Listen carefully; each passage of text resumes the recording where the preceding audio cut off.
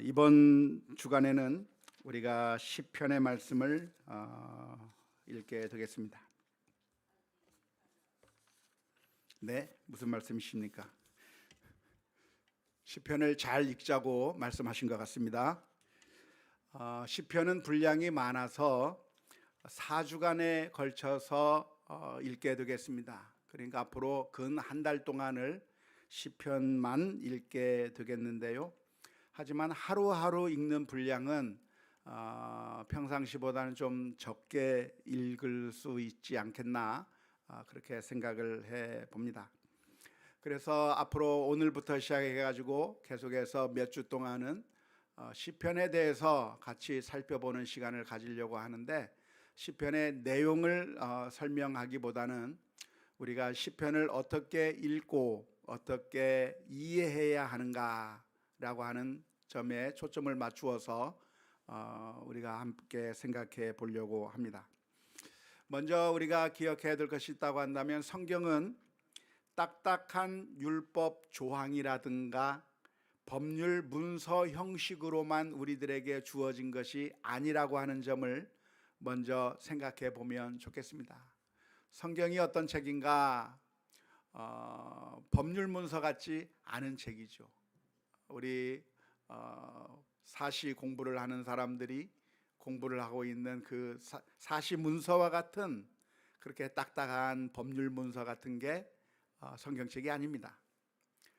의사고시를 위해서 공부하는 의학서적처럼 그렇게 복잡한 그런 내용들의 책이 아니고, 성경은 어떻게 주어져 있는가? 다양한 종류의 글들이 모아져 있는 책이 성경책이라고 하겠습니다. 성경에는 이야기도 들어있고, 성경에는 노래도 들어있고, 편지글도 들어가 있고, 예언의 글도 들어가 있고, 묵시의 글들도 들어가 있어서 성경은 각 권마다 그리고 같은 책 안에서도 부분마다 그 종류가 다릅니다. 보통 장르라고 이야기하죠. 그 장르가 다 다르기 때문에 우리가 이 성경을 읽으면서 이 성경 부분은 어떤 장르에 속한 것인가를 알고서 성경을 읽어야 제대로 이해하게 되는 것이죠. 그렇지 않고 장르를 혼동하게 되면 우리가 성경을 오해할 가능성이 많이 있습니다. 우리가 종종 농담을 하는데 농담을 진지하게 받아들이는 사람이 있잖아요. 그러면 어떻게 됩니까? 그러면 문제가 생기는 거죠. 왜 조크를 다큐로 받아들여? 이렇게 말하는 경우가 종종 있지 않습니까? 우리의 대화 가운데 대부분 농담이 많고 조크가 많고 웃자고 하는 말이 많은데, 사람들은 그 이야기를 들으면서 조크로 받아들이는 것이 아니라 진짜로 받아들여서 기분 나빠하고 얼굴을 붉히면서, 그래서 관계가 틀어지는 경우가 정말 많이 있습니다. 그래서 말하는 것이 사실 쉽지 않은 것인데, 말을 하는 사람이 상대방이 그렇게 오해할 가능성을 염두에 두고 신중하게 세심하게 배려해서 이야기할 필요도 있겠지만, 듣는 사람도 이것이 농담인지 이것이 진짜인지 그것을 구분하면서 들어야 서로 기분이 나쁘지 않고 관계가 나빠지지 않는 것이죠. 성경도 역시 마찬가지라고 할 수가 있겠습니다. 성경도 다양한 장르가 있어서 이야기가 있는가 하면 율법의 문서도 있고, 편지의 내용도 있고, 예언의 문체가 있는 것도 있고, 시도 있는데, 오늘 특별히 우리가 다루고 있는 이 책은, 시편은 시로 된 하나님의 말씀이라고 하는 점을 먼저 기억해야 합니다. 이런 시적인 표현은 무엇인가? 시적인 표현은 우리의 감성을 불러일으키고, 그리고 우리의 상상력을 동원하며 그래서 우리로 하여금 하나님에 대해서 잘 느끼게 해줄 수 있는 그런 표현들이 시편의 말씀인데, 그러다 보니까 이 시라고 하는 것은 어느 정도 과장이 있고 비유가 있고 그리고 여러 가지 그 표현들이 직설적인 표현하고는 많이 다르다고 하는 점을 우리가 기억해야 할 겁니다. 따라서 시편의 말씀을 읽으면서 시편의 문자 그대로라고 생각하게 된다고 하면 우리가 시편을 오해하게 될 가능성이 정말 많습니다. 예를 들어서 시편 14편 1절 말씀에 보면 이런 말씀이 기록되어 있습니다. 어리석은 자는 그의 마음에 이르기를 하나님이 없다 하는도다. 그들은 부패하고 그 행실이 가증하니 선을 행하는 자가 없도다.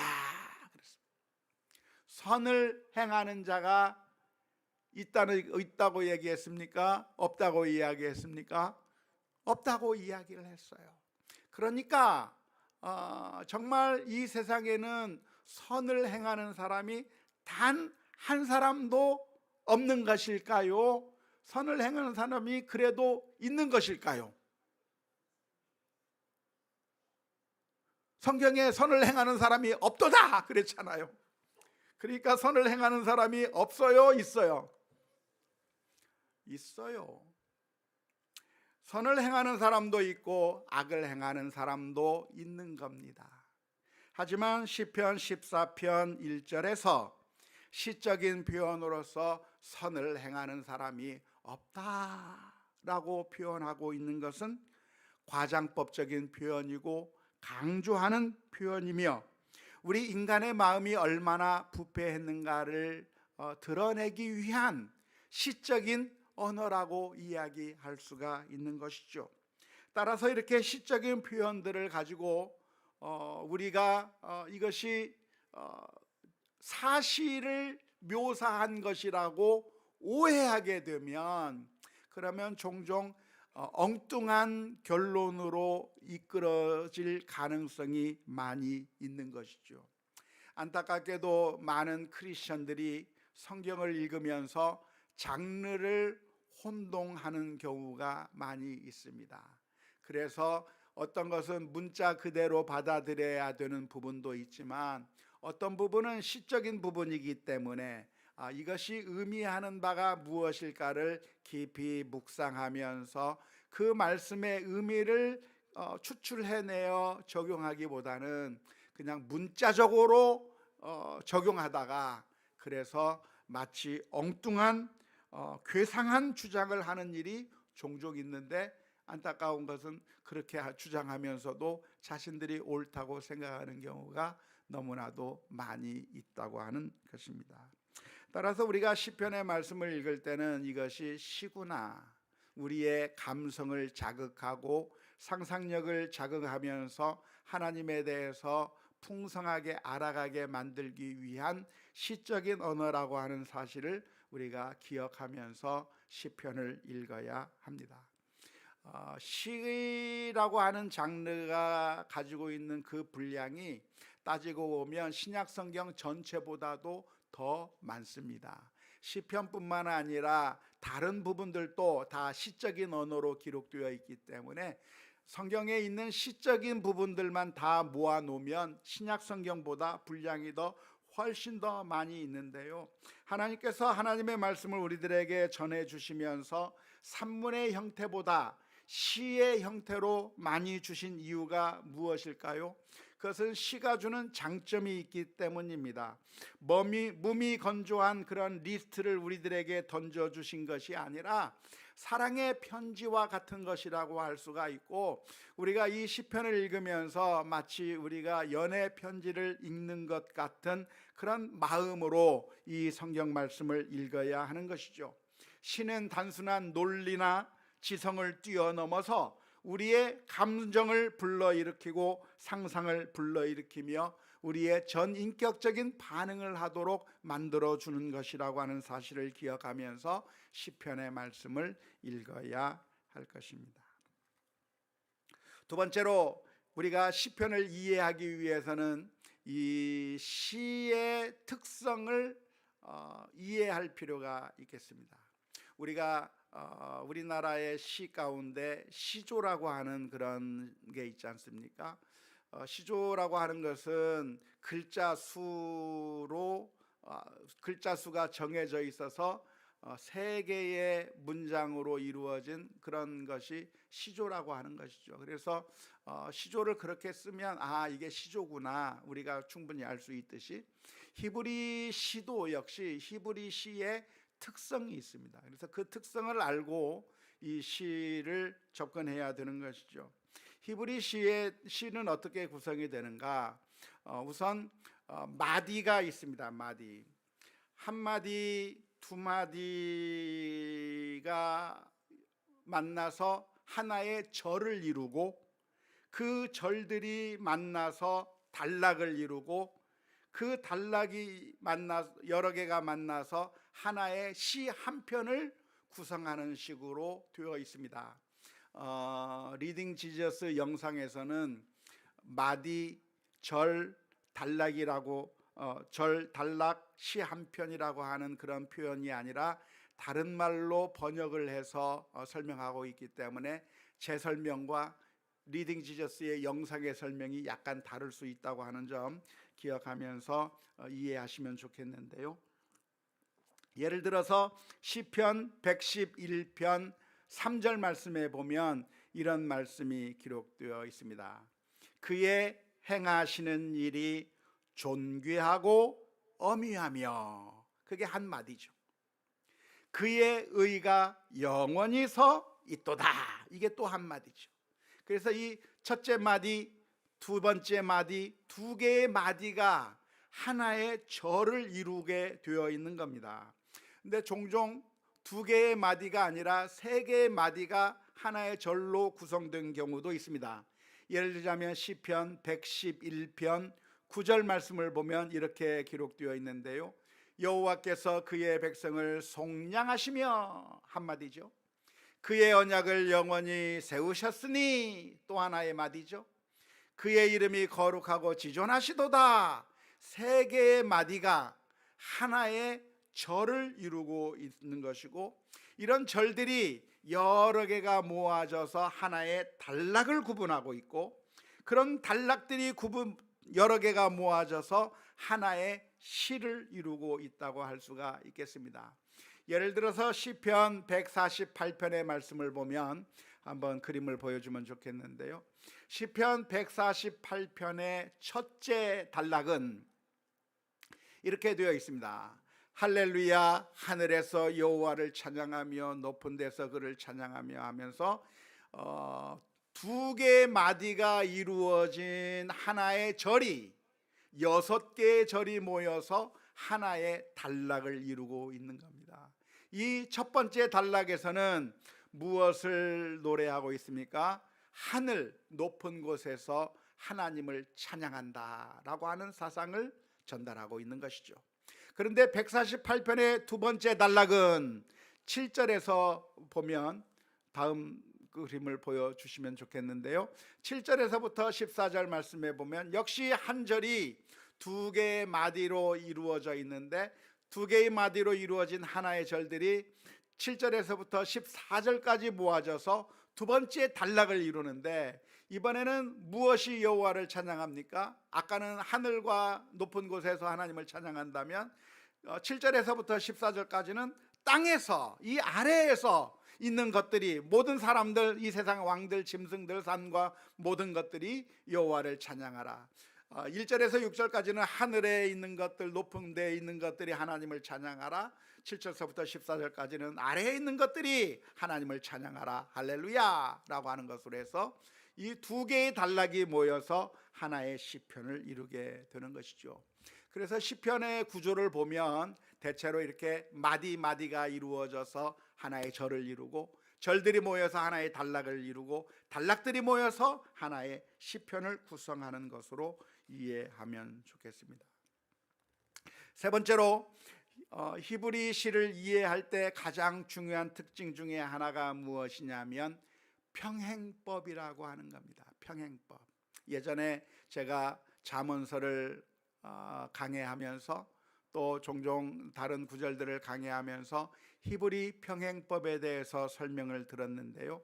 히브리 시의 가장 큰 특징은 평행법이라고 하는 것이 특징입니다. 영미 시의 특징은 뭐죠? 라임을 맞추는 거죠. 끝에 운율을 맞추는 거잖아요. 킹,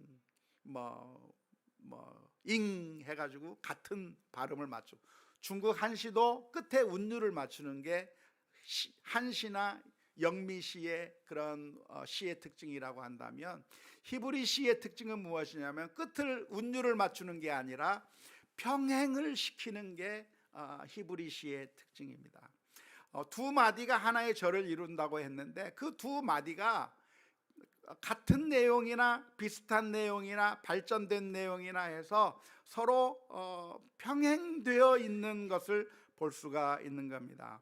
두 마디가 하나의 절을 이루고 있는데, 앞마디에서 했던 이야기를 뒷마디에서 되풀이하거나 반복하거나 발전시키거나 혹은 반대로 이야기하거나 그렇게 평행시키는 그런 히브리 평행법을 사용하고 있는 것이 히브리 시의 특징이라고 할 수가 있겠습니다. 이런 히브리 시 평행법은 여러 종류가 있는데요. 첫 번째는 그림을 한번 보여주십시오. 동의적 평행법이라고 해서 두 번째 마디의 내용이 첫 번째 마디의 내용을 다시 설명하고 있는 게 동의적 평행법이에요. 예를 들어서 예레미야애가 2장 17절 말씀에 보면 여호와께서 이미 정하신 일을 행하시고, 2절에서 다시 한번 설명하는 겁니다. 옛날에 명령하신 말씀을 다 이루셨으며, 이미 정하신 일을 행하신 것이 옛날에 명령하신 말씀을 다 이루신 것과 똑같은 내용이잖아요. 이 똑같은 내용을 한 번 이야기하고 다른 방식으로 표현해서 또 한 번 이야기하는 이런 방식을 가리켜서 동의적 평행법이라고 하겠습니다.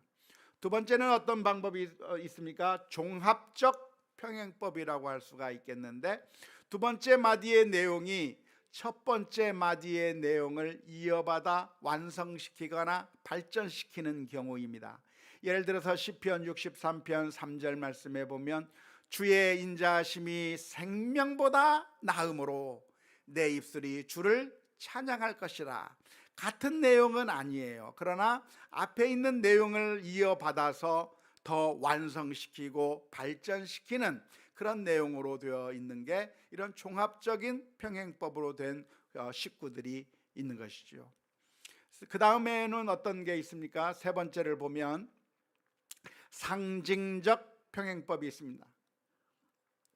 하나의 마디가 중심 주제를 전달하고 다른 마디가 이미지로서 제시하고 있는 게 상징적 평행법이죠.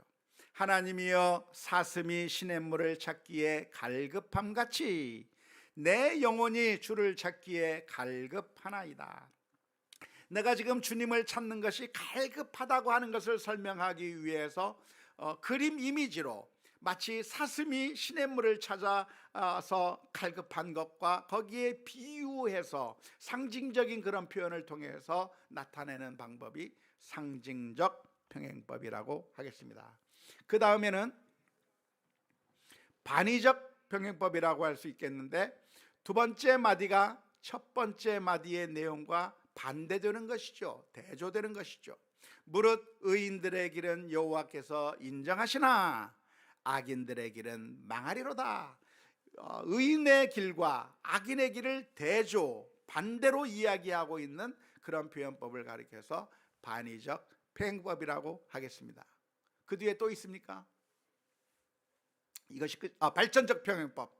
발전적 평행법은 무엇인가? 둘째 마디가 첫째 마디를 반복하면서 상승 발전시키는 것이죠. 너희 권능 있는 자들아 영광과 능력을 여호와께 돌리고 돌릴지어다. 그 다음에 좀 더 강조되고 좀 더 발전된 내용이 두 번째 나오는 겁니다. 여호와께 그의 이름에 합당한 영광을 돌리며 거룩한 옷을 입고 여호와께 예배할지어다 해서 하나씩 더 발전시키는 그런 것이 발전적 평행법이라고 할 수가 있겠습니다. 사울이 죽인 자는 천천히요 다윗이 죽인 자는 만만히로다. 이것은 어떤 병행법일까요? 퀴즈. 동의적입니까? 발전적입니까? 발전적인 게 있는 거죠. 예, 앞에 것보다는 좀 더 강조하고 발전해서 강조하고 있는 표현이기 때문에, 그러니까 물론 두 사람이 이스라엘 민족의 영웅이라고 하는 것을 이야기하고 있지만 다윗을 좀 더 드러내고 있는 그런 표현이라고 하겠습니다. 그래서 이런 히브리시의 표현법이 있다고 하는 사실을 기억하면서 이 시편을 읽어 나가면 그 시편의 의미가 우리들에게 좀 더 생생하게 다가오게 될 것입니다.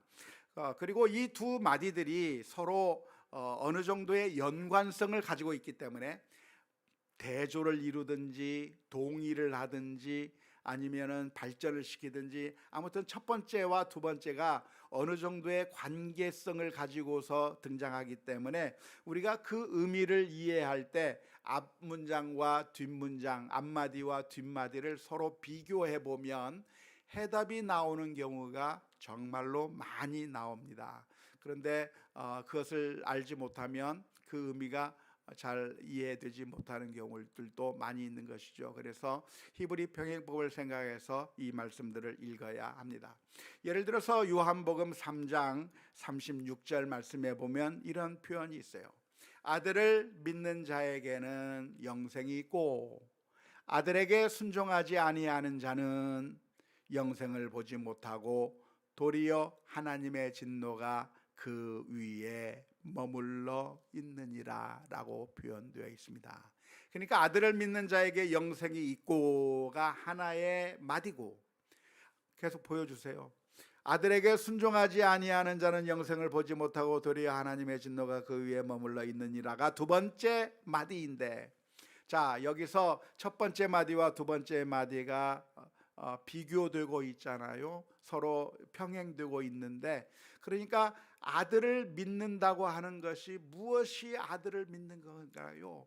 예수님을 믿는 것을 어떻게 믿는 게 예수님을 믿는 것일까요? 예수님이 계시다고 하는 것을 믿으면 그게 믿음인가요?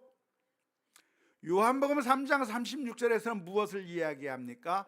바로 그 다음 마디에서 아들에게 순종하지 아니하는 자는 이라고 하는 표현이 나옵니다.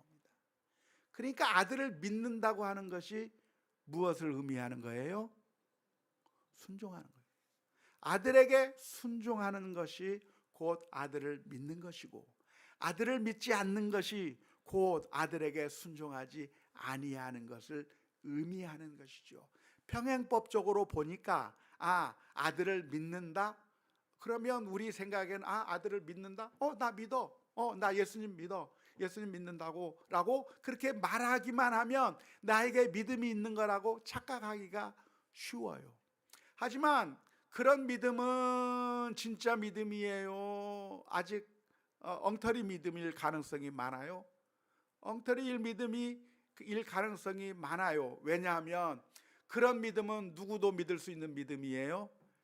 귀신들도 믿고 떠는 믿음이다 이 말이에요. 허탄한 사람아, 너희가 하나님이 한 분이신 줄로 믿느냐? 귀신도 그렇게 믿고 떤다. 근데 귀신이 하지 못하는 게 뭐예요? 하나님이 한 분이신 줄 알고 믿고 순종하는 단계까지 나아가는 게, 그게 진짜 믿음을 의미하는 것이고, 아들을 믿는다고 하는 것은 하나님, 예수님이 계시지, 예수님이 죽었대, 나를 위해서 죽었대, 그냥 그렇게 인정하는 것만이 믿음이 아니라, 요한복음 3장 36절 히브리 평행법적으로 본다고 한다면 아들을 믿는 자는 누군가? 아들을 믿는 자는 아들에게 순종하는 것이고, 하나님의 말씀에 대로 순종하는 자가 참된 믿음을 가진 자라고 이야기할 수가 있는 것입니다. 네 번째로 시편에서는 비유나 이미지, 시각화를 사용하고 있다고 하는 점을 주목해 보셔야 할 것입니다. 이 시편은 그 내용을 우리들에게 전달하기 위해서 이미지를 사용해서 우리들에게 전달하는 경우가 많이 있는 거죠. 그래서 이 시적인 표현은 어떤 묘사가 많습니다. 예를 들자면 시편 23편의 말씀에 여호와는 나의 목자시니라고 표현하고 있는데요, 하나님을 목자라고 표현하는 것은 하나님께서는 우리를 사랑하실 뿐만 아니라 우리를 돌보시고 계시다고 하는 그 개념을 잘 설명하기 위한 그림 언어로서 목자라고 표현하고 있는 겁니다. 그러니까 이것을 보면서 이 그림 언어가 시편에서 사용하고 있는 이 시상이 무엇을 나타내려고 하는가를 생각해서 잘 우리가 이해해야 되는 것이죠. 목자라고 하니까 이 목자는 우리를 사랑하시는 분이구나, 돌보시는 분이구나, 우리를 안전하게 이끄시는 분이시구나, 우리를 푸른 풀갑과 초장으로 인도하시는 분이구나 라고 하는 그런 개념들을 이해해야 할 것입니다. 시편에 보면 나를 기가 막힌 웅덩이와 수렁에서 끌어올리셨다라고 하는 표현이 나오는데, 정말 이 시편 기자가 다윗이 웅덩이에 빠졌을까요? 빠진 적이 있었을까요? 빠진 적이 없었을까요?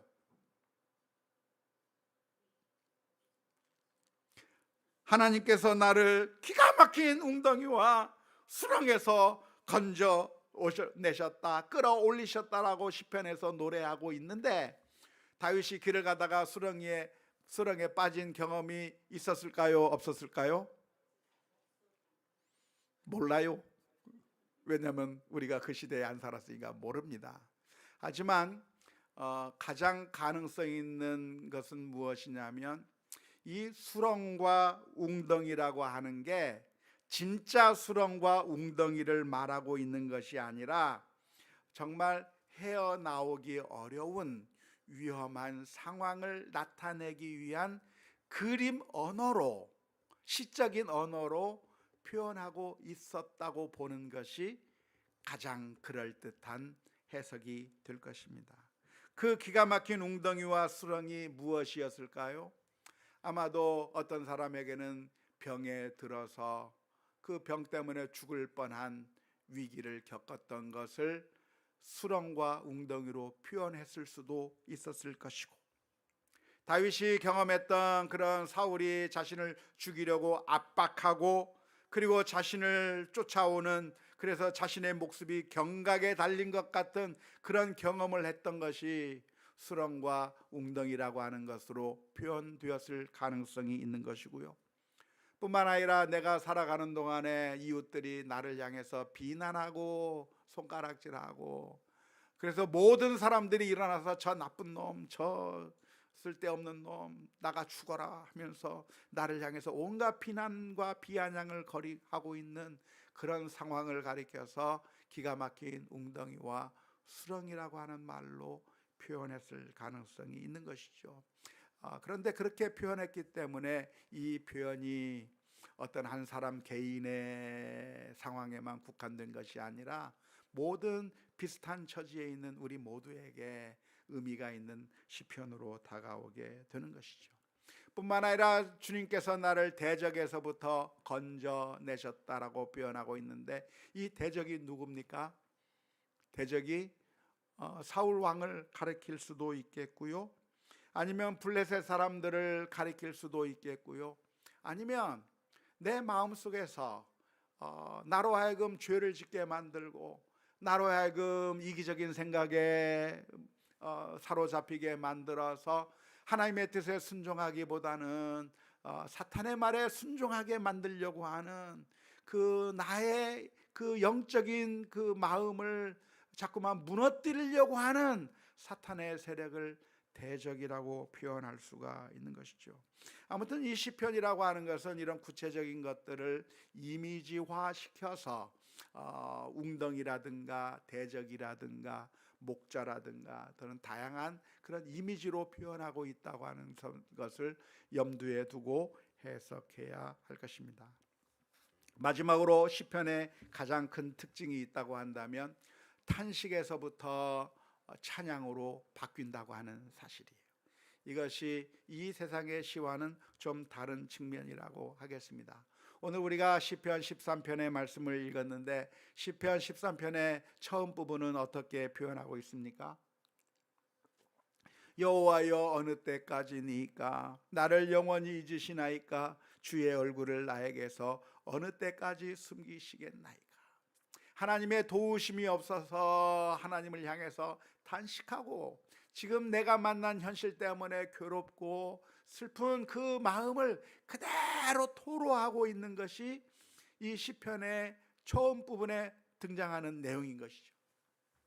하지만 이런 내용으로만 끝나지 않습니다. 시편을 쭉 읽어보면 결국에는 하나님을 향해서 원망하는 것 같은 이야기를 하다가 맨 마지막에 가서는 찬양하는 내용으로 탄식이 찬양으로 바뀌어 버리는 것이죠. 13장 6절 말씀에 보면 내가 여호와를 찬송하리니 이는 주께서 내게 은덕을 베푸심이니이다. 결국 이 탄식이 찬송으로 바뀌어 버리는 이 시편의 내용들을 우리가 보면서 우리의 삶도 우리가 이 세상을 바라보면 감사할 게 없어요. 이 세상을 바라보면 풍랑만이 우리들 앞에 놓여져 있는 겁니다. 우리들 앞에 장애물이 놓여져 있는 겁니다. 우리가 해결할 수 없는 문제가 우리 앞에 놓여져 있는 거예요.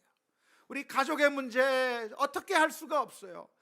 여러 가지 힘들고 어려운 상황들이 우리 앞에 놓여져 있기 때문에 그것들을 바라보면 탄식할 수밖에 없지만, 그러나 하나님을 묵상하는 가운데 하나님이 어떠한 분이신가, 나를 기가 막힌 웅덩이와 수렁에서 건져내시는 하나님이시고 또 이러한 것들을 통해서 우리에게 은혜와 은덕을 베푸시는 하나님이라고 하는 사실을 보면서 하나님을 찬송하는 것으로 끝나게 되는 것입니다.